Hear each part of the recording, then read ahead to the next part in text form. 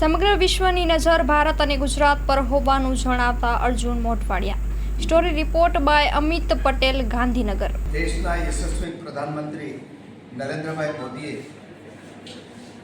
ભારતને સેમિકન્ડક્ટરનો હબ બનાવવાનું જે નક્કી કર્યું છે અને એને અનુસંધાને ₹75,000 કરોડના ખર્ચે સેમિકન્ડક્ટર ઉદ્યોગોને પ્રોત્સાહન આપવા માટે 75,000 કરોડ રૂપિયાનું જે પેકેજ આપેલું છે એને કારણે દેશમાં આજે કુલ 5 સેમિકન્ડક્ટર પ્લાન્ટ બનવા જઈ રહ્યા છે, પરંતુ ભારતમાં પણ ગુજરાત સેમિકન્ડક્ટરનું હબ બને એ માટે આપણા વૃદ્ધો અને મક્કમ મુખ્યમંત્રી ભૂપેન્દ્રભાઈ પટેલે સેમિકન્ડક્ટર પોલિસી બનાવી અને એને કારણે ગુજરાતમાં આજે દેશના 5માંથી 4 પ્લાન્ટ ગુજરાતમાં સ્થાપિત થવા જઈ રહ્યા છે।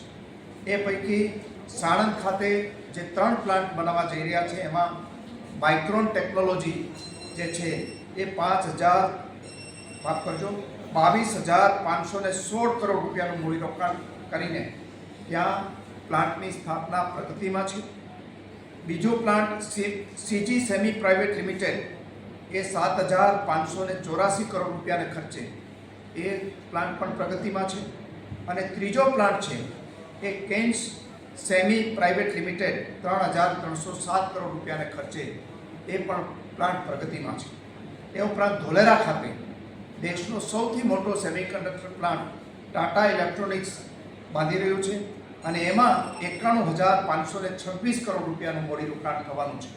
આ રીતે કુલ રાજ્યની અંદર સેમિકન્ડક્ટરના ક્ષેત્રમાં જ 1,24,933 કરોડ રૂપિયાનું મૂડીરોકાણ સાથે આ જે 4 ઉદ્યોગો છે એ દેશમાં સૌથી વધારેમાં વધારે સેમિકન્ડક્ટર ક્ષેત્રે મૂડીરોકાણ ધરાવતા પ્લાન્ટ બનવાના છે અને એ રીતે પ્રધાનમંત્રી નરેન્દ્રભાઈ મોદીની પ્રેરણાથી ગુજરાત છે એ વિશ્વનું સેમિકન્ડક્ટર હબ બનવા જઈ રહ્યું છે। એ માટે માનનીય પ્રધાનમંત્રીશ્રીનો અને માનનીય મુખ્યમંત્રીશ્રીનો આભાર માનું છું।